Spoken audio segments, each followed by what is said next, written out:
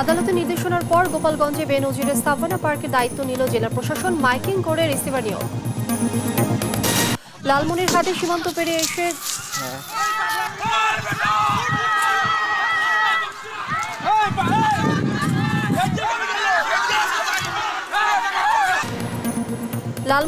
সীমান্ত পেরিয়ে এসে গুলি করার অভিযোগ বিএসএফ এর বিরুদ্ধে। গুরুতর আহত আলতাফ রংপুর মেডিকেলে। এমপি আনার হত্যায় নেপালে গ্রেফতার সিয়ামকে নেওয়া হয়েছে কলকাতায়। তাকে 14 দিনের রিমান্ড দিয়েছেন বারাসাতের আদালত। কক্সবাজারে থামছে না অপহরণ। নাফ নদীতে কাঁকড়া শিকারে গিয়ে নিখোঁজ 2 যুবক। রোহিঙ্গা সন্ত্রাসীদের বিরুদ্ধে অভিযোগ। এবং রাত পোহালেই চতুর্থ ধাপে স্থগিত হওয়া 19 উপজেলায় ভোট। কেন্দ্রে কেন্দ্রে পাঠানো হলো নির্বাচনী সরঞ্জাম, কড়া নিরাপত্তা। দেখছিলেন শিরোনাম, দেশ জনপদ সংবাদের সঙ্গে আছি আমি লিনিয়া আফরোজ। গোপালগঞ্জের Savanna Eco Resort and Natural পার্কে রিসিভার নিয়োগ করে নিয়ন্ত্রণ গ্রহণ করেছে জেলা প্রশাসন। শুক্রবার রাত 10:30টায় পার্কের প্রধান ফটকের পাশে মাইকিং করে গোপালগঞ্জের জেলা প্রশাসন ও দুর্নীতি দমন কমিশন দুদক যৌথভাবে এ ঘোষণা দেন। এর ফলে শনিবার থেকে Savanna Eco Resort and Natural পার্কের কর্তৃত্ব গ্রহণ করল জেলা প্রশাসন। গোপালগঞ্জ থেকে সলিল বিশ্বাসের তথ্যচিত্রে আরও জানাচ্ছেন জুবার আজিন। সাবেক আইজিপি বেনজির আহমেদ নামে বেনামে তৈরি করেছেন সম্পদের পাহাড়।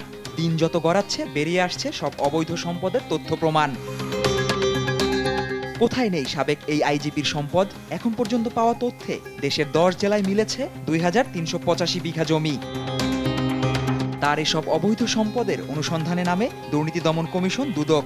তাদের আবেদনে বেনজির আহমেদের সকল সম্পদ বাজেয়াপ্ত করার নির্দেশ দেন আদালত। তলব করা হয় দুদকেও। এরপরই গণমাধ্যমে ছড়িয়ে পড়ে তার দেশ ছাড়ার খবর।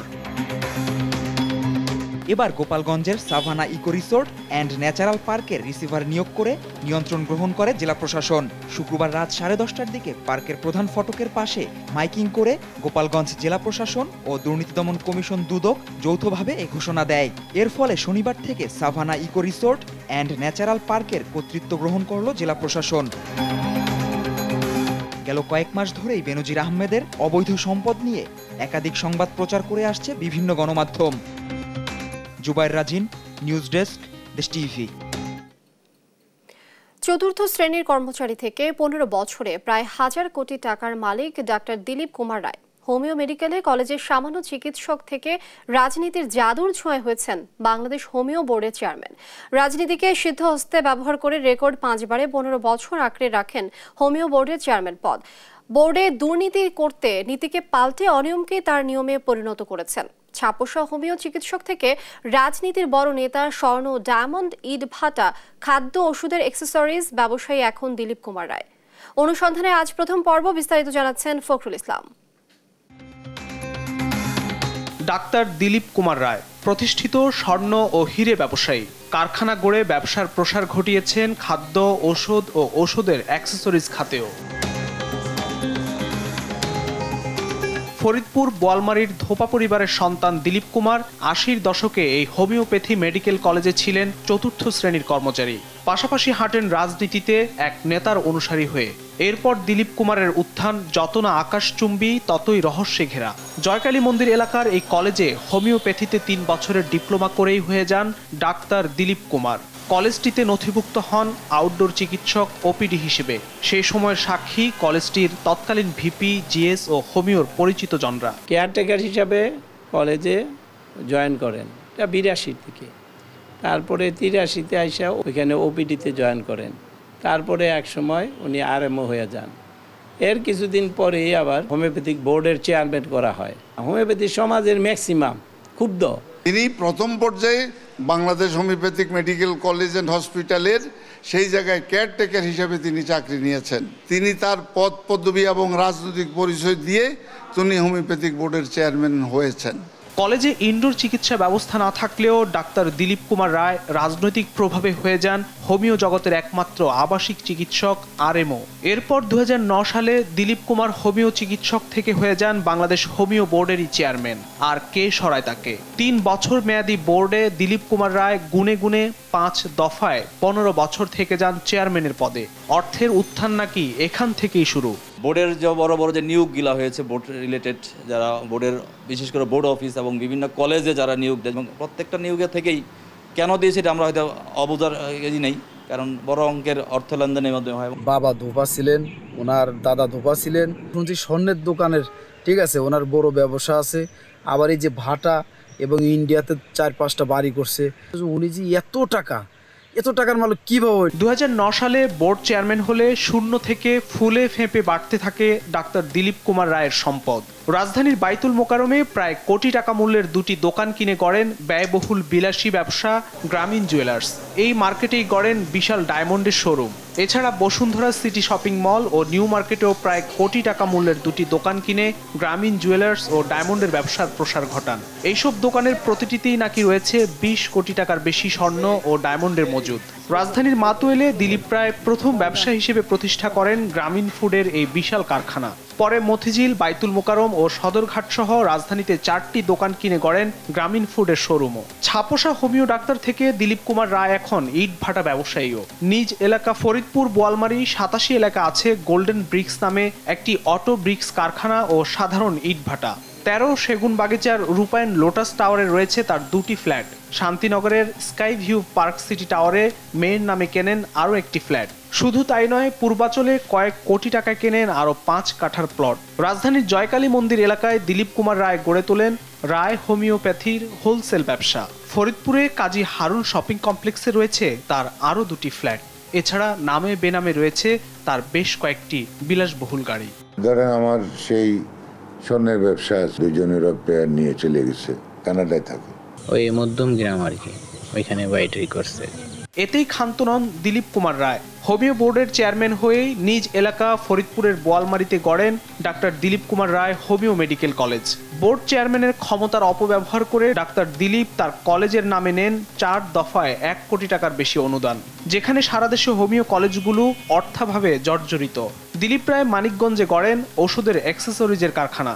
এছাড়া ফরিদপুর বোয়ালমারির ধুলপুকুরিয়ায় নামে বেনামে কেনেন কয়েকশো একর সম্পত্তি। ফরিদপুরে নিজ গ্রামেও করেছেন বিলাসবহুল বাড়ি। কথিত আছে দিলীপ রায় কানাডা ও পাশের দেশ কলকাতার মধ্যম গ্রামেও বাড়ি কেনেন। হোমিওপ্যাথি বোর্ড ভেঙে হোমিও শিক্ষা ও চিকিৎসা কাউন্সিল গঠিত হলে ডাক্তার দিলীপ রায় এখন তার নির্বাহী চেয়ারম্যান। যুগ আসে যায়, হোমিও জগতে যেন দিলীপ রায়ের যোগের ক্ষয় নেই। অভিযোগ আছে হোমিও বোর্ডে 27টি নতুন কলেজের অনুমোদন দিয়ে শিক্ষক কর্মচারী নিয়োগ বদলি বাণিজ্যের সবকিছু একচ্ছত্র নিয়ন্ত্রণ করেন। আর এখান থেকেই নাকি শত শত কোটি টাকা হাতিয়ে অর্থবিত্তের কুমির বনে গেছেন ডাক্তার দিলীপ রায়। 4র্থ শ্রেণীর কর্মচারী থেকে হোমিও ডাক্তার দিলীপ রায় শুধু হোমিও বোর্ড চেয়ারম্যানই নন, তিনি ছিলেন জুয়েলারি মালিকদের সংগঠন বাজুসের সাবেক সভাপতি, ক্ষমতাসীন দল আওয়ামী লীগের ঢাকা মহানগর দক্ষিণের সহসভাপতি, একই সঙ্গে বাইতুল মোকারম দোকান মালিক সমিতির সাধারণ সম্পাদক। সব দিকে সমানতালে আধিপত্য বিস্তারে পারদর্শী দিলীপ রায়ের এত সব বিত্ত বৈভব আর অনিয়মের রসদ নাকি তার রাজনৈতিক প্রভাব। এত সব অভিযোগের বিষয় জানতে গেলে ডাক্তার দিলীপ রায় কিছুটা স্বীকারও করে নেন। কলেজে 4র্থ শ্রেণীতে চাকরিতে এইটাও মিথ্যা, আমি মেডিকেল অফিসার হিসেবে ঢুকছি। তা আমার দুর্নীতি কোথায়? হোমিওপ্যাথি বোর্ডের বাজেট হলো 4 কোটি টাকা। তো যদি টাকা নিয়ে নিয়োগ দেয়, মাগনা দেয়, মেধায় দেয়, এটা তো ডিসি দেবে, আমি নিয়োগ করতাম না। তো ট্রান্সপারেন্সি ইন্টারন্যাশনাল বাংলাদেশ টিআইবির নির্বাহী পরিচালক ইফতেখারুজ্জামান জানান, দুর্নীতির আশ্রয়ে এমন অর্থবিত্তের বিষয়টি সংশ্লিষ্ট কর্তৃপক্ষকে খতিয়ে দেখা উচিত। এই ধরনের উত্থানটা ঘটেছে, বিশেষ করে রাজনৈতিক প্রভাব, দলীয় রাজনৈতিক প্রভাব এখানে একটা মুখ্য ভূমিকা পালন করেছে। পুরো প্রাতিষ্ঠানিক প্রক্রিয়াকে এক ধরনের জিম্মি করে এই ঘটনাগুলো ঘটেছে। এবং এই ক্ষেত্রে যেহেতু দলীয় রাজনৈতিক প্রভাবের একটা সুনির্দিষ্ট তথ্য আছে, সেই কারণেই দুদক এটা এভাবে বিষয়টি নিয়ে যথাযথ প্রক্রিয়া অনুসরণ করতে ব্যর্থ হয়েছে কিনা, ঘাটতি সৃষ্টি করেছে কিনা, সেটাও কিন্তু দুদকেরও এই প্রশ্নের জবাব দেওয়ার জন্য দায়বদ্ধ বলে আমরা মনে করি। রাজনৈতিক পরিচয়ে কোনো দুর্নীতি হলে সেই বিষয়টিও নজরে আনার তাগিদ দেন ডক্টর ইফতেখারুজ্জামান। ফখরুল ইসলাম, দেশ টিভি, ঢাকা।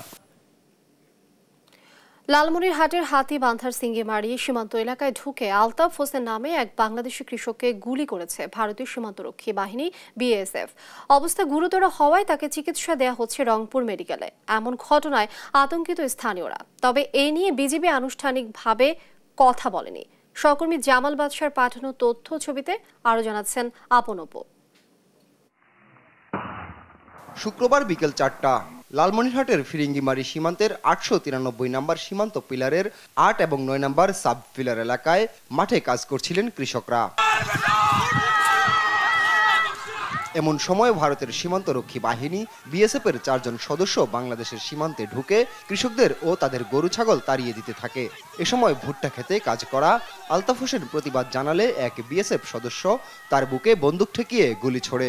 পরে দৌড়ে পালিয়ে যায় ভারতীয় সীমান্তরক্ষী বাহিনীর ওই সদস্য। পরে কৃষক আলতাফকে গুরুতর অবস্থায় উদ্ধার করে রংপুর মেডিকেলে নিয়ে যায় স্থানীয়রা। সীমান্ত একটা ভেতর ঢুকছে, ঢুকিয়ে গুলি করছে। তারপর কইছে বলে ভাই তুমি ভাগ্যা চলে যাও, বাংলাদেশ এখানে বাংলাদেশ ঢুকো না। ওই কথা কইতে গেলে আলতাফ ডাইরেক্ট গুলি করে দিছে বুকের মধ্যে। বাংলাদেশের ভেতর আমরা দাঁড়িয়ে আছি, বাংলার মাটির খাই, বাংলার জমিনে বেড়াই, আর সেরা তারা যদি আইনকে ডিসাইড করে আসিয়া আমাদের করে ক্রস করে ওদের কাছে হাতিয়ার। ঘটনার পর তাৎক্ষণিক ওই এলাকায় ছুটে যায় বিজেপি সদস্যরা, আহ্বান করে পতাকা বৈঠকের। তবে আনুষ্ঠানিকভাবে কথা বলেনি বিজেপি। আর পুলিশ বলছে ঘটনার খবর পেলেও পাননি লিখিত অভিযোগ। লোক মারফত শুনছি যে ওখানে বিএসএফ এর শটগানের গুলিতে একজন আহত। এ ব্যাপারে থানায় কোনো কমপ্লেন হয় নাই বা কোনো লিখিতভাবে কেউ জানায় নাই এখন পর্যন্ত। এমন ঘটনায় আতঙ্ক বিরাজ করছে স্থানীয়দের মাঝে। নিউজ ডেস্ক, দেশ টিভি। ঝিনাইদহ 4 আসনের এমপি আনোয়ারুল আজিম আনার হত্যায় নেপালে গ্রেফতার সিয়াম হোসেনকে নেওয়া হয়েছে ভারতে। তাকে জিজ্ঞাসাবাদে 14 দিনের রিমান্ড দিয়েছেন বারাসাতের আদালত। এ মামলার আরেক আসামি কসাই জিহাদ হাওলাদারকে 14 দিনের বিচার বিভাগীয় হেফাজতের নির্দেশ দেন একই আদালত। উদ্ধারকৃত মাংস পরীক্ষার জন্য পাঠানো হয়েছে ল্যাবে। ডিএনএ নমুনা দিতে কলকাতায় যাবার প্রস্তুতি নিচ্ছেন এমপি আনারের ছোট মেয়ে মুমতারিন ফেরদৌস। বিস্তারিত নাফিয়া ফারজানা রিপোর্টে। ঝিনাইদহ 4 আসনের এমপি আনোয়ারুল আজিম আনার হত্যার ঘটনায় সন্দেহভাজন হিসেবে নেপালে আটক সিয়াম হোসেনকে ভারতের কাছে হস্তান্তর করা হয়। শনিবার কলকাতার সিআইডি সিয়ামকে দুপুরে হাজির করে বারাসাতের আদালতে। এ সময় তাকে জিজ্ঞাসাবাদে 14 দিনের রিমান্ড আবেদন করে কলকাতার সিআইডি। পরে তার রিমান্ড আবেদন মঞ্জুর করেন আদালত। অ্যারেস্ট করেছে বনগা থেকে, আর ধারা যা আছে 364, 201, 302, 34 আইপিসি, রিকনস্ট্রাকশন আর বাকি যারা আছে, কোথায় বডি পার্টসগুলো ফেলেছে, কি ওয়েপন ইউজ হয়েছে, সে কারণে পিসি প্রেয়ার করা হয়েছে। এগুলো রিকভারি হবে। হ্যাঁ, 14 দিনের রিমান্ড চেয়েছে, পিসি প্রেয়ার আছে, 14 দিনই অ্যালাউ করেছে জজ সাহেব। এর আগে শুক্রবার দুপুরে পশ্চিমবঙ্গের উত্তর 24 পরগনা জেলার বারাসাত জেলা ও দায়রা আদালতে তোলা হয় কসাই জিহাদ হাওলাদারকে। পরে তাকে 14 দিনের বিচার বিভাগীয় হেফাজতের নির্দেশ দেন আদালত।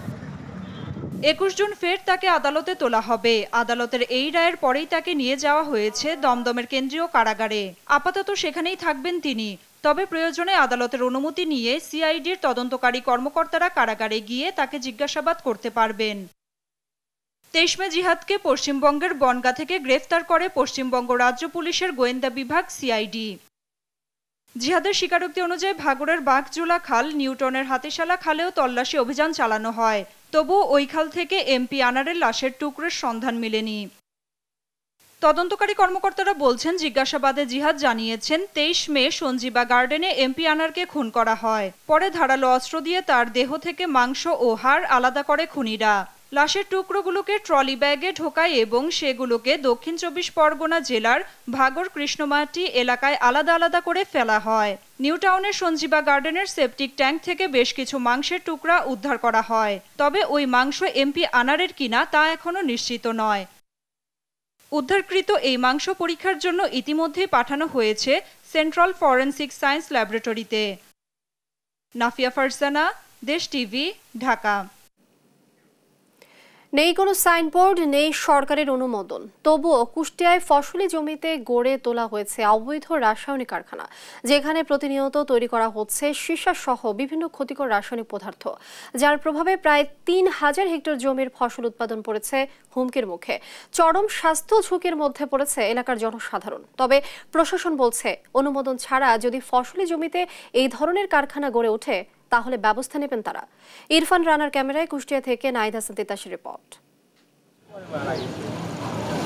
30 লক্ষ মানুষের স্বাস্থ্যসেবা নিশ্চিতে কুষ্টিয়া মেডিকেল কলেজ ও হাসপাতাল প্রকল্পের কাজ শুরু হয় 2012 সালে। ব্যয় ধরা হয় 275 কোটি টাকা। পরবর্তীতে কয়েক দফায় বাড়ানো হয়েছে মেয়াদ। ব্যয়ও বেড়ে দাঁড়িয়েছে 700 কোটিতে। তবুও 11 বছর পেরিয়ে গেলেও এখনো পূর্ণতা পায়নি হাসপাতালটি।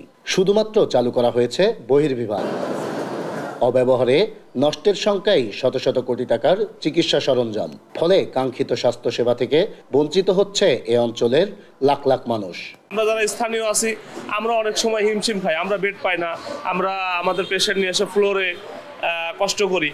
তো এইভাবে কতদিন ভিতরে ঢোকার মতো পরিবেশ নাই, একটা যে ট্রলি নিয়ে যাবে রোগী নিয়ে যাবে সে পরিবেশও নাই, এত পরিমাণ রোগীর চাপ। আর এখানে সেবা লোকজনের সেবা পাওয়ার থেকে আর ভোগান্তি বেশি হয়। তো মেশিনারি থাকার পরেও এই হসপিটালটা চালু হচ্ছে না, কুষ্টিয়া মেডিকেল কলেজ হসপিটালটা। তো আমাদের দাবি খুব দ্রুত এই হসপিটালটা চালু করার জন্য। তবে হাসপাতাল চালু না হলেও 2 বছর আগে শুরু হয়েছে মেডিকেল কলেজের একাডেমিক কার্যক্রম।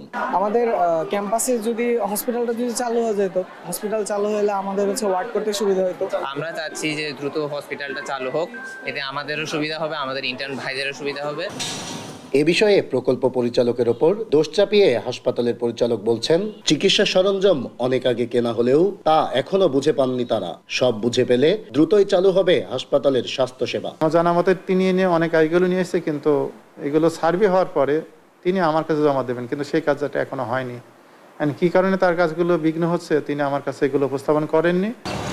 2012-13 অর্থ বছরে শুরু হওয়া কুষ্টিয়া মেডিকেল কলেজ ও হাসপাতালের নির্মাণ কাজে ওঠে অনিয়মের অভিযোগ। ভবনের নকশা পরিবর্তন সহ নানা অনিয়মের সত্যতাও মেলে আইএমইডির অনুসন্ধানে। নাহিদ হাসান তিতাস, দেশ টিভি, কুষ্টিয়া। কক্সবাজারে কিছুতেই থামছে না অপহরণের ঘটনা। এবারে টেকনাফের নাফ নদীতে কাঁকড়া শিকারে গিয়ে দীর্ঘ 22 দিনেও সন্ধান মেলেনি 2 চাকমার যুবকের। সীমান্তের সংশ্লিষ্ট সকল প্রশাসনিক দপ্তরে জানানো হলেও মেলেনি কোনো সুরাহা। পরিবারের দাবি, রোহিঙ্গা সন্ত্রাসীরা ধরে নিয়ে গেছে যুবকদের। এদিকে একের পর এক অপহরণে আতঙ্ক ছড়িয়ে পড়েছে স্থানীয়দের মাঝে। পাহাড়ি এলাকাগুলোর পাশাপাশি নতুন আতঙ্ক হয়ে দাঁড়িয়েছে সীমান্ত এলাকাগুলো। কক্সবাজার থেকে সৌরভ দেবের রিপোর্ট।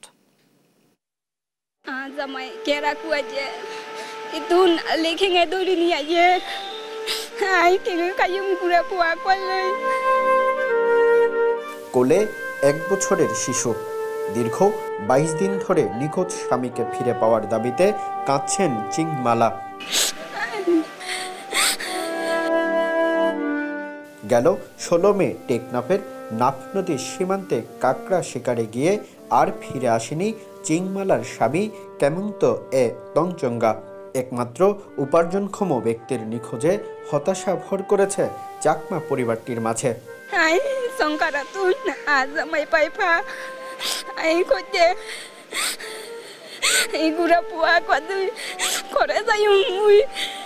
শুধু চিংমালার স্বামী নয়, সেদিন নিখোঁজ হন ছয়লামং চাকমা নামে আরেক যুবক। তার সন্ধানও মেলেনি এখনো। অনামিকা যখন বিচার নভাই আর ফুয়া আই ফাইফান করি অনতুয়াই যা পড়ব। নিখোঁজ 2 যুবককে ফিরে পেতে সংবাদ সম্মেলন করেছে আদিবাসী বৌদ্ধ সম্প্রদায় ও কক্সবাজার জেলা বৌদ্ধ সুরক্ষা পরিষদ। সংগঠনগুলোর নেতাদের দাবি, রোহিঙ্গা সন্ত্রাসী গোষ্ঠী চাকমা যুবকদের অপহরণ করেছে। এগুলো আমাদের নাব নদীতে রোহিঙ্গা সন্ত্রাসীগুলো আশ্রয় নিয়েছে। আমাদের সবচেয়ে সন্দেহ হলো আমরা এই রোহিঙ্গা সন্ত্রাসী যারা আছে আমাদের বর্ডারের মধ্যে, আমরা তাদের সন্দেহ করতেছি। কার্যকর পদক্ষেপ যাতে রাষ্ট্র গ্রহণ করে, সরকার গ্রহণ করে, আমরা সেটার জন্য আমরা আবেদন জানাচ্ছি এবং জোর দাবি জানাচ্ছি। নিখোঁজ পরিবারের দাবি, ঘটনার পর সংশ্লিষ্ট সকল প্রশাসনকে জানানোর পরেও এখন পর্যন্ত দৃশ্যমান কোনো পদক্ষেপ গ্রহণ করা হয়নি। টেকনাফ থানার ভারপ্রাপ্ত কর্মকর্তাও চাকমা যুবকদের উদ্ধারে এখন পর্যন্ত কার্যকর কোনো পদক্ষেপের কথা জানাতে পারেনি। বিষয়টা হচ্ছে তারা এসে একটা অভিযোগ দিয়ে গেছে, পরবর্তীতে তাদেরকে ডাকা হয়েছিল। হ্যাঁ, ওরা আর আসে নাই, তাদের বক্তব্যটা শোনার বা তাদের থেকে জিজ্ঞাসাবাদ করার কোনো সুযোগ পাই নাই। তাদেরকে আসলে বিষয়টা কি, তবে যেটা শুনছি তারা হচ্ছে মায়ানমার আসা যাওয়া করে এবং মায়ানমার সীমান্তে গিয়ে তারা কাঁকড়া সংগ্রহ করে, এই জাতীয় একটা বিষয় শুনছি। আজকে আমাকে আরো যে জ্ঞাপন করছে সংবাদ সম্মেলনের বিষয়টা, আমরা বিষয়টা দেখতে চাই। উখিয়া টেকনাফের পাহাড়ি এলাকাগুলোর পাশাপাশি এখন নতুন করে নাফ নদী ও অন্যান্য সীমান্ত এলাকা দিয়ে বেড়েছে অপহরণের ঘটনা। এতে উদ্বিগ্ন স্থানীয়রা। সৌরভ দেব, দেশ টিভি, কক্সবাজার। রাত পোহালেই চতুর্থ ধাপের স্থগিত হওয়া 19 উপজেলায় ভোট। তাই শনিবার কেন্দ্রে কেন্দ্রে পাঠানো হয় সিল, ব্যালট পেপার সহ ভোটের বিভিন্ন সরঞ্জাম। প্রিজাইডিং কর্মকর্তারা কড়া নিরাপত্তায় বুঝে নেন এসব সরঞ্জাম। প্রতিনিধিদের পাঠানো তথ্য ছবিতে আপন ওপর আরও একটি রিপোর্ট। ঘূর্ণিঝড় রিমালের কারণে স্থগিত হয় বরিশালের আগুইলঝাড়া ও গৌরনদী উপজেলার নির্বাচন। এই দুই উপজেলায় ভোট রোববার। এ লক্ষ্যে সকালেই কেন্দ্রগুলোতে পাঠানো হয় ভোট গ্রহণের সরঞ্জাম। গৌরনদীতে ভোট হবে 69টি কেন্দ্রে আর আগুইলঝাড়ায় 60টি কেন্দ্রে। নির্বাচন সুষ্ঠু করতে মোতায়েন রয়েছেন পুলিশ, র্যাব, বিজিবি ও আনসার সহ আইনশৃঙ্খলা বাহিনীর সদস্যরা। খুলনার কয়রা, পাইকগাছা ও ডুমুরিয়াতেও বিতরণ করা হয়েছে ভোটের সরঞ্জাম। সকাল 11টা থেকে কেন্দ্রে কেন্দ্রে পাঠানো শুরু হয় সরঞ্জাম। নির্বাচন সুষ্ঠু করতে মাঠে থাকছেন জুডিশিয়াল ম্যাজিস্ট্রেট, নির্বাহী ম্যাজিস্ট্রেট, স্ট্রাইকিং ফোর্স সহ বিজিবি ও র্যাব সদস্যরা। আমার কেন্দ্র নাম্বার 25 মিক্সিমিল সরকারি প্রাথমিক বিদ্যালয়, ভোটার সংখ্যা 2634। আমার মালামাল এইমাত্র পেলাম এবং আমরা একটু পরেই যাচাই বাছাই করে আমরা এখান থেকে রওনা দেব। বাগেরহাটের শরণখোলা, মোরেলগঞ্জ ও মোংলায়ও শনিবার সকালে রিটার্নিং কর্মকর্তার কার্যালয় থেকে কড়া নিরাপত্তায় কেন্দ্রে কেন্দ্রে পাঠানো হয় ভোটের সরঞ্জাম। আমাদের নির্বাচনী কার্যক্রমের সকল প্রস্তুতি আমরা ইতিমধ্যে সম্পন্ন করছি। আমাদের মোটামুটি 10-12 জনকে অলরেডি আমরা নির্বাচনী সামগ্রী, ব্যালট বাক্স আমরা বিতরণ করেছি। বাকিগুলো আস্তে আস্তে আমরা বিতরণ করব। হয়তো আমরা 2টা থেকে 3টার ভিতরে সকল কার্যক্রম সম্পন্ন করতে পারব। এদিকে দ্বিতীয়বারের মতো স্থগিত করা হয়েছে রাঙ্গামাটির বাঘাইছড়ি উপজেলা নির্বাচন। ভোটের আগের দিন সুষ্ঠু ও শান্তিপূর্ণ নির্বাচনের দাবিতে এই উপজেলায় সকাল সন্ধ্যা সড়ক অবরোধের ডাক দেয় ইউপিডিএফ। দলটির মনোনীত প্রার্থী ইতিময় চাকমা অলিভের সমর্থনে এই অবরোধ ডাকে। তাই অনিবার্য কারণ দেখিয়ে নির্বাচন স্থগিত করে কমিশন। এছাড়া পটুয়াখালী, পিরোজপুর, ভোলা, ঝালকাঠি, বরগুনা ও নেত্রকোনায় স্থগিত হওয়া আরও 11 উপজেলায় ভোট হচ্ছে রোববার। আপনপু, নিউজ ডেস্ক, দেশ টিভি। ভোটের প্রস্তুতির সবশেষ খবর জানাতে বিভিন্ন জেলা থেকে সরাসরি যুক্ত হচ্ছেন সহকর্মীরা। বরিশাল থেকে শফিক মুন্সি যুক্ত হচ্ছেন এবং বাগেরহাট থেকে এএসএস সোহান যুক্ত হচ্ছেন আমাদের সঙ্গে। প্রথমেই চলে যাচ্ছি বরিশালে, সেখানে রয়েছেন শফিক। শফিক, নির্বাচন আয়োজনের কি তথ্য আছে এই মুহূর্তে, কি অবস্থা দেখছেন জানাবেন। লেনিয়া, আপনি জানেন যে গত 29শে মে যে তৃতীয় পর্যায়ের নির্বাচনটি বরিশালে হবার কথা ছিল, সেটি কিন্তু ঘূর্ণিঝড় রিমালের কারণে স্থগিত হয়ে গেছে এবং স্থগিতকৃত যে নির্বাচনের সেটি আগামীকাল অনুষ্ঠিত হবে এবং বরিশাল জেলার 2টি উপজেলা, যেটি গৌরনদী এবং আগলঝরা, এই 2 উপজেলায় কিন্তু আসলে নির্বাচনটি আগামীকাল সকাল 8টায় ভোট গ্রহণ শুরু হবে এবং বেলা 4টা পর্যন্ত ভোট গ্রহণ চলবে। এই নির্বাচনকে সুষ্ঠু করার জন্য কিন্তু জেলা নির্বাচন কর্মকর্তার সাথে আমাদের যখন কথা হয়েছে, তারা জানিয়েছে যে এই 2 উপজেলায় 5 প্লাটুন বিজিবি কিন্তু মোতায়েন করা হয়েছে। আমরা আসলে এখন একজন স্থানীয় ভোটারের সাথে একটু কথা বলবো, আমাদেরকে একটু জানাবেন যে স্থানীয় এই ভোটের যে পরিবেশ সেটি কেমন আছে, নির্বাচনী পরিবেশ নিয়ে আপনাদের কোনো বক্তব্য আছে কিনা? আমাদের নির্বাচনের শুরু থেকেই এ পর্যন্ত এখন তৈরি কোনো অপ্রীতিকর ঘটনা ঘটেনি। পরিবেশ সুস্থ আছে, প্রশাসনিক দিক থেকে সবাই নজরদারিতে রাখছে। এমনকি প্রত্যেকটা প্রার্থীই সুস্থভাবে প্রত্যেক বাড়ি বাড়ি যে ভোট চাইতেছে। ঠিক আছে, কোনো অপ্রীতিকর ঘটনাই। এখন আগামীকালকে আমাদের ভোটে হয়তো খুবই সুস্থভাবে এখানে নির্বাচন হবে। নির্বাচনের মাধ্যমে হয়তো যে জয়লাভ করবে তাকে আমরা স্বাগত জানাবো। যেদিনই আপনি দেখছিলেন যে স্থানীয় ভোটাররা, তারা কিন্তু আসলে ভোট প্রদানের জন্য খুব উদ্গ্রীব হয়ে বসে আছে এবং তারা একই সাথে কিন্তু যেটা বলছে যে তারা আসলে ভোট গ্রহণ সুষ্ঠু হয় সে আশা তারা করছেন। এই ছিল বরিশাল থেকে যে তৃতীয় ধাপের উপজেলা পরিষদ নির্বাচনের সর্বশেষ খবর। আমরা এখন চলে যাব বাগেরহাটে, সেখানে আমাদের সহকর্মী আছে সোহান, সে বলবে সেখানকার কথা।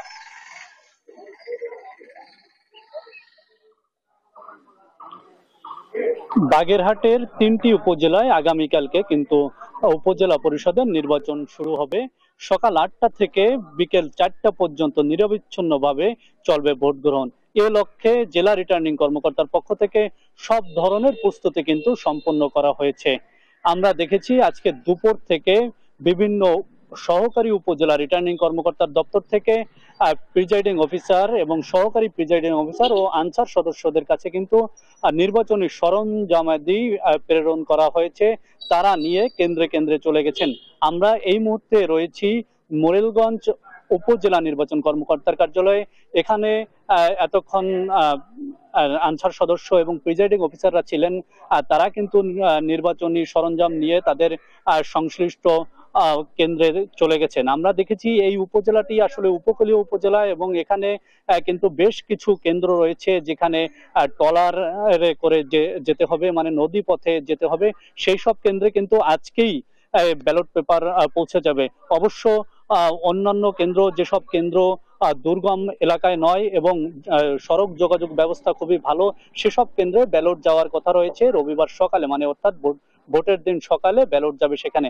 আমরা যদি বাগেরহাট জেলায় যে 3টি উপজেলায় নির্বাচন হচ্ছে, পুরো 3টি উপজেলার চিত্র বলি, সেটা হচ্ছে এই 3টি উপজেলায় 8 জন চেয়ারম্যান এবং 8 জন মহিলা ভাইস চেয়ারম্যান এবং 14 জন ভাইস চেয়ারম্যান কিন্তু প্রতিদ্বন্দ্বিতা করছেন এবং 193টি কেন্দ্রে ভোটাররা তাদের ভোটাধিকার প্রয়োগ করবেন এবং এই 3টি উপজেলায় 4,78,625 জন ভোটার রয়েছেন। তারা কিন্তু আগামীকালকে তাদের পছন্দের প্রার্থীকে নির্বাচিত করবেন ভোট দিয়ে।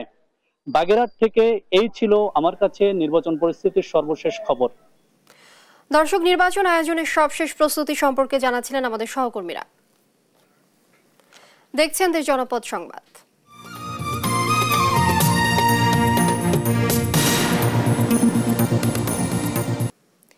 ঈদুল আজহা ঘিরে দেশের বিভিন্ন স্থানে জমে উঠেছে কোরবানির পশুর হাট। অন্য বারের তুলনায় এবার আগে ভাগেই ভিড় বেড়েছে হাটে। গরুর দাম নিয়ে ক্রেতার অসন্তোষের পাশাপাশি বিক্রেতারাও বলছেন তাদের গুনতে হচ্ছে লোকসান। শরীয়তপুর থেকে সহকর্মী রোমান আকন্দের তথ্য, ভিডিও চিত্রে বিস্তারিত ডেস্ক রিপোর্টে। আসন্ন ঈদুল আজহাকে সামনে রেখে শরীয়তপুরে জমে উঠেছে কোরবানির পশুর হাট। ক্রেতা বিক্রেতাদের সমাগমে রমরমা বেচা বিক্রি চলছে জেলার সখীপুর, গোসাইরহাট, মনোহর বাজার, সাজনপুর, ডামোডা সহ কাজিরহাট এলাকার পশুর হাটে। এসব হাটে মিলছে 50,000 থেকে শুরু করে 20 লাখ টাকার গরু। সেই সঙ্গে ছাগল কিনতে গুনতে হচ্ছে 5 থেকে 40,000 টাকা। হাটে বিদেশি গরু না থাকলেও চাহিদা তুলনায় বেশি দেশীয় খামারের গরু ছাগল ওঠায় এবার দাম অনেকটা কম। বাজার মোটামুটি আছে গরু, আমরা এই গরু কিনা বাজারে সন্তুষ্ট, বাজার গরু কিনা বাজার ভালো দেখে কম দেখে আমি গরু কিনছি। আমি ঘুরে দেখলাম গরুর দাম মোটামুটি আর কি ভালোই, তো আমি 3 লাখের মধ্যে কিনবো আর কি। তবে গোখাদ্য সহ দ্রব্যমূল্যের ঊর্ধ্বগতি থাকায় ও হাটের পরিস্থিতিতে লোকসান গুনতে হচ্ছে বলে দাবি বিক্রেতাদের। অনেক গরু উঠছে, বাজার কম আর কি, খরচও হয় নাই, লস হয়েছে আমার। তবে গরু যেই খরচ হয়েছে কিছু থেকে না, এটা গরু বেশি নেই, একটা গরু 60 কথাই নেই, বেচা কিনা কম। চাহিদা তুলনায় এবার বেশি সংখ্যক পশু প্রস্তুত রয়েছে বলে জানিয়েছে প্রাণী সম্পদ বিভাগ। সে সাথে জাল টাকা দিয়ে প্রতারণা রোধ সহ হাটের সার্বিক নিরাপত্তা ব্যবস্থা জোরদারে তৎপরতা বাড়িয়েছে পুলিশ। 1,07,012টি গবাদি পশু কোরবানির জন্য প্রস্তুত রয়েছে এবং এই জেলায় চাহিদা আছে 1,32,টি, উদ্বৃত্ত রয়েছে 6,980টি। আমাদের মেডিকেল টিম গঠন করা হয়েছে। শরীয়তপুর জেলার সকল উপজেলায় মেডিকেল টিম কাজ করছে এবং তাদেরকে যাতে রাস্তায় কেউ কোনো চাঁদাবাজি না করতে পারে এবং তারা যাতে নির্বিঘ্নে তাদের কাঙ্ক্ষিত যে হাটে তারা যেতে চায় সেখানে গিয়ে যাতে বেচাকেনা করতে পারে সে বিষয়টি নিয়ে আমরা কাজ করছি। এবার জেলা স্থায়ী ও অস্থায়ী মিলিয়ে কোরবানির পশুর হাট বসেছে প্রায় 53টি। এসব হাট চলবে ঈদের পরের 3 দিন পর্যন্ত।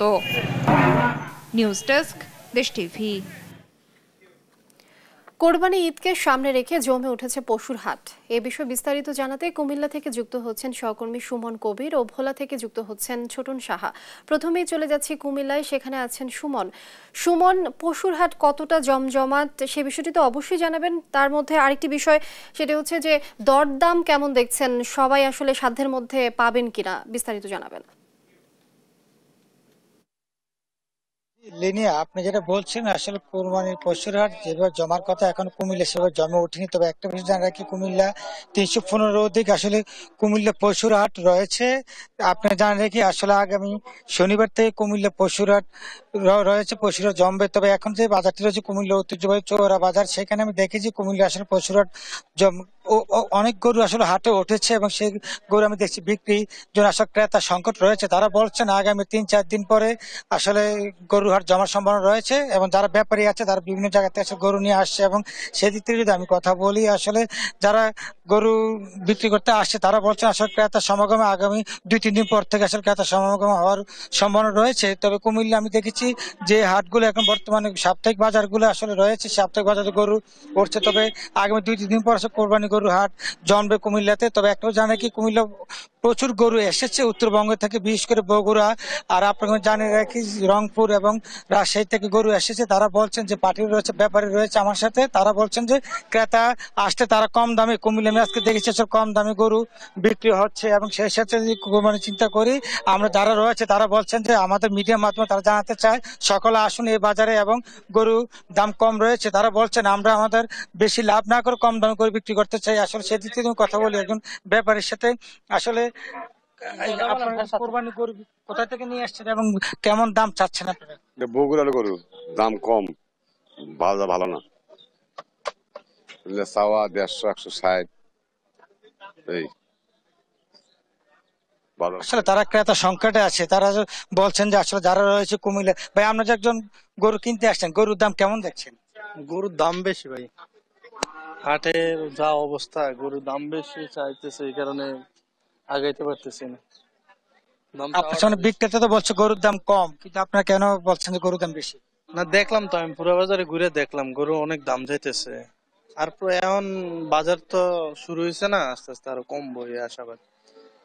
আসলে যেটা বলছিলেন আসলে ক্রেতার সমাগম কমার কারণে আসলে বিক্রেতা এবং ক্রেতার মধ্যে সামঞ্জস্য আসলে হচ্ছে না। তারা বলছেন, বিক্রেতা বলছেন যদি পুঁজি থেকে যদি 10,000 টাকা বেশি হয় তারপর আমি গরু ছেড়ে দিব। এবং সেই দিক থেকে যারা ক্রেতা রয়েছে তারা বলছেন আসলে আমার বাজেটে আসলে হচ্ছে না। সবকিছু মিলিয়ে বলতে পারি কুমিল্লার গরুর বাজারগুলো আসলে জমজমাট রয়েছে এবং সেই দিক থেকে যদি বলি কুমিল্লার এই যে গরু হাটগুলো আসলে জমাট আগামী 3 দিন পরে পর্যন্ত গরু থাকে সত্য। এখন আমি চলে যাচ্ছি বোলার ছোটন স্যারের কাছে। ছোটন স্যার আপনি বিস্তারিত জানাবেন আপনার গরুর হাট সম্বন্ধে আর কি।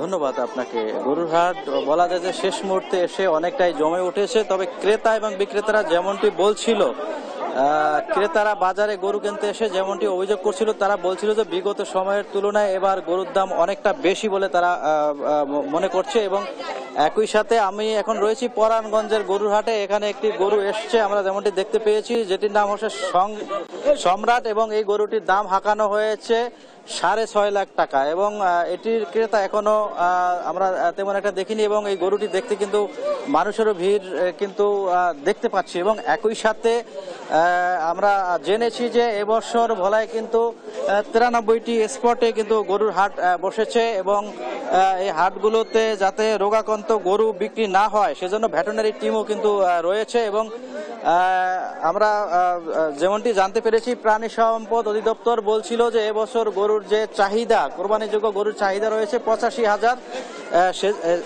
সেখানে গরুর কিন্তু সরবরাহ রয়েছে কিন্তু 92,000। আমরা একজন ক্রেতার সাথে কথা বলবো। গরুর দরদাম আপনি কেমন দেখছেন বাজারে? আমরা আসলে কি বলবো, গেল বছর কিংবা তার আগের বছর করোনার পরিস্থিতির কারণে হয়তো যেরকম একটু বাজার মূল্যটা কম দেখেছি, বা গেল বছরও কিন্তু বাজার মূল্য অনেকটা কমে ছিল।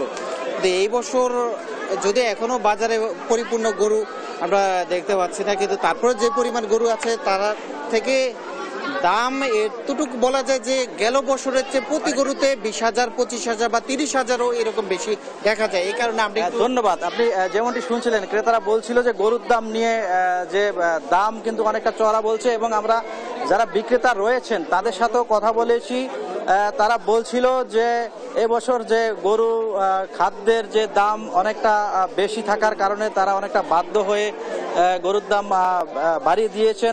কারণ খামার পর্যায় থেকে তাদের গরুগুলোকে যে সমস্ত খাবার খাওয়ানো হয়েছে, প্রাকৃতিক খাবার খাওয়াই যে মোটা তাজাকরণ করেছেন, এজন্য তাদের খরচটা অনেকটা বেড়েছে, এ কারণে তারাও বেশি দামি গরু বিক্রি করছেন। এবং বলা যায় যে আগামী হয়তো 2-1 দিনের মধ্যে এই যে হাটের যে অবস্থা আমরা দেখতে পাচ্ছি সেটি কিন্তু আরো বেশি জমে উঠবে এবং ক্রেতা বিক্রেতাদের সমাগম আরো বৃদ্ধি পাবে, এমনটি কিন্তু আমরা জেনেছি। এবং বিক্রেতারা বলছিল যে এবছর যদি হাটগুলোতে ভারতীয় গরুর যদি সরবরাহ কম থাকে সেক্ষেত্রে তারা ন্যায্য দাম পাবেন, এমনটি কিন্তু তারা বলছিলেন। এবং যারা ক্রেতা রয়েছেন তারাও বলছিলেন যে যদি হাটগুলোতে গরুর সরবরাহ অনেকটা বেড়ে যায় সেক্ষেত্রে দাম অনেকটা নাগালের মধ্যে আসবে এবং তারা মনে করছেন তারা তখন তাদের যে বাজেট রয়েছে সেই বাজেটের মধ্যে কিন্তু তারা গরু কিনতে পারবে। এই বিষয়টি কিন্তু আমরা জানতে পেরেছি।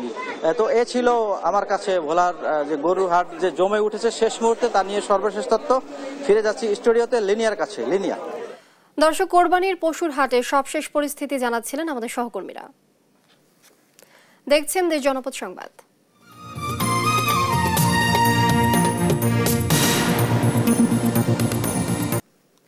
জয়পুরহাট পৌরসভা ড্রেনেজ ব্যবস্থা না থাকায় নির্গত ময়লা পানিতে নষ্ট হচ্ছে বিস্তীর্ণ এলাকার ফসল। এতে কয়েকশো বিঘা 3 ফসলি জমি এখন হুমকির মুখে। বারবার বিষয়টি নিয়ে কৃষকরা প্রতিবাদ জানালেও টনক নড়ছে না পৌর কর্তৃপক্ষের। সহকর্মী রেজাউল করিম রেজার তথ্যচিত্রে সালমা জাহানের ডেস্ক রিপোর্ট। জয়পুরহাট পৌরসভার ময়লা পানি এভাবেই এসে পড়েছে 5 নং ও 6 নং ওয়ার্ডের ধানসারা মাঠে। এতে দূষিত হয়ে পড়ছে পুরো মাঠ, নষ্ট হচ্ছে কয়েকশো বিঘা জমির ফসল। অথচ একসময় এখানেই চাষ হতো 3 ফসল, যার মধ্যে অন্যতম ছিল ধান, আলু, সরিষা সহ বিভিন্ন সবজি। তবে সেগুলো এখন অনেকটাই ইতিহাস।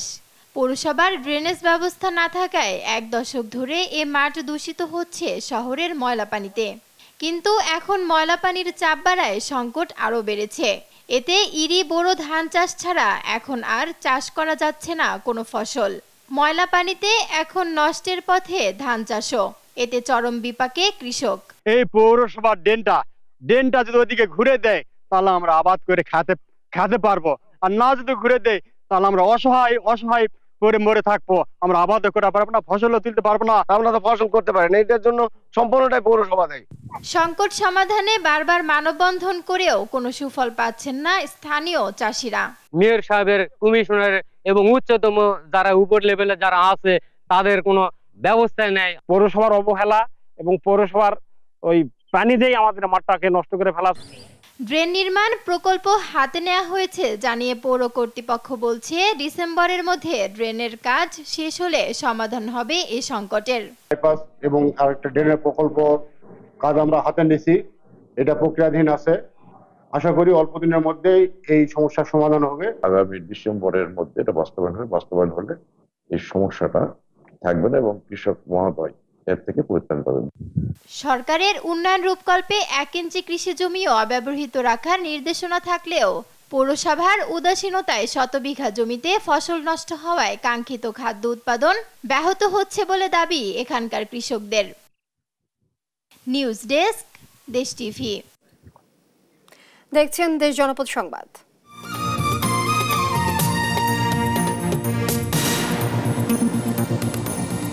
জামালপুর পৌরসভার ড্রেনের কাজে অনিয়মের অভিযোগ উঠেছে। এলাকাবাসী বলেছেন সড়ক ও জনপথ বিভাগের লোকজনকে ম্যানেজ করে দায়সারাভাবে কাজ করছে ঠিকাদার প্রতিষ্ঠান। এদিকে ধীরগতি কাজের জন্য সৃষ্টি হয়েছে জলাবদ্ধতা, এতে ভোগান্তি বেড়েছে। সহকর্মী মেহেদি হাসানের পাঠানো তথ্যচিত্রে ফারিয়া ইসলামের ডেস্ক রিপোর্ট। দেখে মনে হয় বন্যা কবলিত এলাকা, অথচ এই রাস্তাটি জামালপুর শহরের প্রধান সড়ক, যেখানে 423 কোটি টাকা ব্যয়ে 780 মিটার ওভারপাস সহ চলছে ড্রেন নির্মাণ ও পাকা সড়ক তৈরির কাজ। এতে দুর্ভোগে পড়েছেন এলাকার লোকজন সহ দূর দূরান্ত থেকে আসা যাত্রীরা। সরেজমিন গিয়ে দেখা যায় ড্রেনের কাজ ধীরগতিতে হওয়ায় সৃষ্টি হয়েছে জলাবদ্ধতা। আর এই অবস্থাতেই ইট, বালি আর সামান্য পরিমাণ সিমেন্ট দিয়ে দায়সারাভাবে হচ্ছে ড্রেনের কাজ। এলাকাবাসীর দাবি নিম্নমানের নির্মাণ সামগ্রী ব্যবহার করছে ঠিকাদার প্রতিষ্ঠান। সিমেন্ট ডালছে, বালু ডালছে আর ইট গায়ে দেখেছে, মনে করেন না হলো 3 ফুট নিচ এরকম ভাবে গাঁথনি দিয়ে আইছে। এখন কথা হইলো কোনো কেমিক্যাল ছাড়া সিমেন্ট আর বালু এটা কি পানির মধ্যে ধরে, তাও একদম ঢালা বন্যার পানির মধ্যে। সবগুলো কালভার্টে ঢালাই ব্যবহার করা হয়। আমরা এখানে দেখতে পারি যে কালভার্টগুলোতে ইটের গাঁথনি দেওয়া হয়েছে, যা ভালো করে প্লাস্টারও করা হয়নি, এবং কি খুব নিম্নমানের বালি সহ রড সিমেন্ট যা আছে সবগুলোই খুবই নিম্নমানের। ভোগান্তিতে আছেন, এখন আমরা চাই যে সঠিকভাবে কাজটা হোক। 6 বছর আগে প্রধান সড়ক, ড্রেন ও ওভারপাসের কাজ পায় জামিল ইকবাল কনস্ট্রাকশন। গত বছর কাজ শেষ হওয়ার ডেডলাইন থাকলেও এখনো বাকি 20% কাজ। সড়ক ও জনপথের এই কর্মকর্তা আশাবাদী দ্রুতই শেষ হবে ড্রেনের কাজ। ড্রেনটার আউটলেট হচ্ছে আমাদের রেল ক্রসিং এর যে পৌরসভার সাথে একটা ড্রেন রয়েছে, ওইটা হচ্ছে আউটলেট। তো ওনাদের আউটলেটটাই আসলে মানে ওইখানে একটা স্ট্যাগন্যান্ট হয়ে আছে, ওইটা আমরা পরিষ্কার করে দিয়ে এটার সাথে আমরা আউটলেটটা আমাদের যে চলমান ড্রেনটা এটার সাথে আমরা লাগিয়ে দিলেই এই সমস্যাটা সমাধান হবে। আমার লোকজন এখানে কাজ করছে, এটা আশা করি শীঘ্রই এটা সমাধান হয়ে যাবে। ড্রেনটি টেকসই করার লক্ষ্যে ঠিকাদার প্রতিষ্ঠানকে ভালো মানের নির্মাণ সামগ্রী ব্যবহারের আহ্বান এলাকাবাসীর। নিউজ ডেস্ক, দেশ টিভি। রাজশাহী বিশ্ববিদ্যালয়ে 2 দিন ব্যাপী international fisheries and aquaculture conference শুরু হয়েছে। শনিবার সিনেট ভবনে বিশ্ববিদ্যালয় ফিশারিজ অনুষদ এবং বাংলাদেশ ফিশারিজ রিসার্চ ফোরাম আয়োজিত সম্মেলনের উদ্বোধনী অধিবেশনে প্রধান অতিথি ছিলেন পল্লী উন্নয়ন ও সমবায় প্রতিমন্ত্রী আব্দুল ওয়াদুদ দারা। 2 দিনের এই সম্মেলনের সমাপনী ও পুরস্কার বিতরণ রোববার সন্ধ্যায়।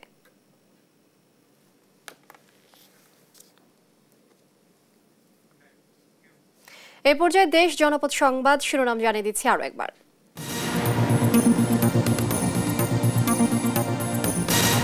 আদালতের নির্দেশনার পর গোপালগঞ্জে বেনজিরের সাভানা পার্কের দায়িত্ব নিল জেলা প্রশাসন। মাইকিং করে রিসিভার নিয়োগ।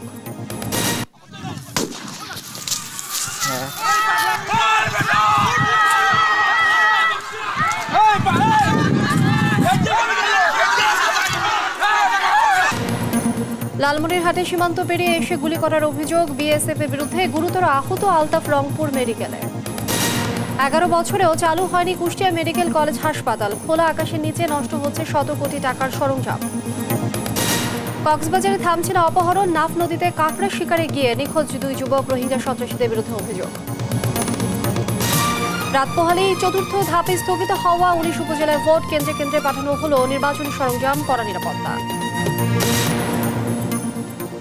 এই ছিল এখনকার দেশ জনপদ সংবাদ। পরে বুলেটিন দেখার আমন্ত্রণ রইল। এছাড়া দেশ টিভির সর্বশেষ সব খবর পেতে ভিজিট করুন www.desh.tv। ফেসবুকে আমাদের সঙ্গে যুক্ত থাকুন দেশ টিভি অথবা দেশ টেলিভিশন পেজে। এছাড়াও সর্বশেষ সব ভিডিও পেতে ইউটিউবে আমাদের হ্যান্ডেল @দেশ টেলিভিশন অথবা @দেশ টিভি নিউজ লিখে সার্চ করুন। ধন্যবাদ সবাইকে।